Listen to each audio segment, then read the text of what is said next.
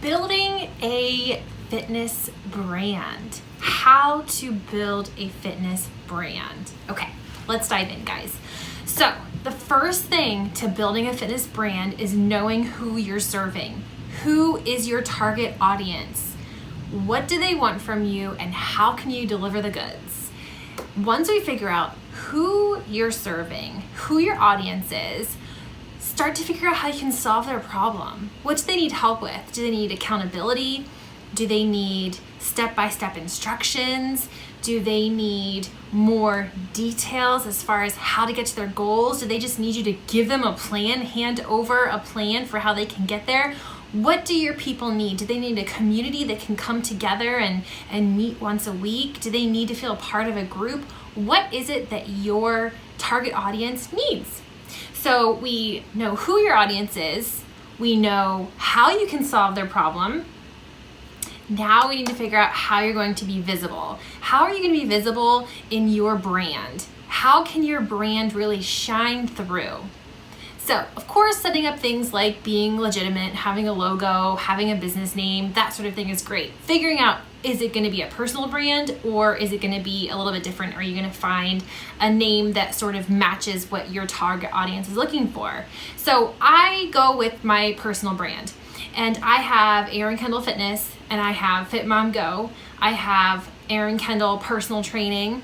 I have personal training marketing strategies, and this all falls under my personal brand of Erin Kendall Fitness. So you can start with that. Start with your personal brand if you're not sure what direction you're going to go in, because we're going to start with one thing at a time. One target audience, one problem, and solve that one problem and then grow from there.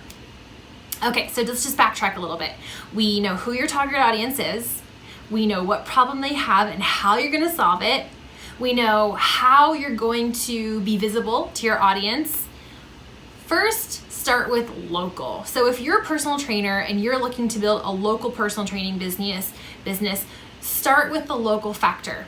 What can you do locally that's going to help get your brand visible and known and get referrals coming to you? Is there a local networking group that's sort of like a business type of event that you can go to? Or is there a social activity that you can attend on a regular basis? Whatever it is, the key is a regular basis. People need to see your name 5, 6, 7, 8, 9, sometimes 10 times before they get to know you well enough to trust you to pay you. So that's the other trick too, is being visible again and again and again and again. So where can you consistently get in front of your target audience? Okay? And then we're going to figure out how often you can do that. If you're on social media, it's going to be multiple times a week. If you're in person, once a week, a few times a month is definitely a good idea, because when your ideal client within that target audience needs you, we want to make sure you're right there in front of them. Okay?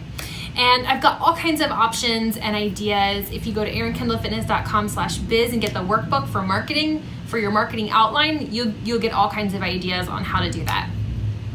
Set a schedule for yourself. So the last thing I want you to do is decide what days and what hours are you going to work on your brand and your visibility.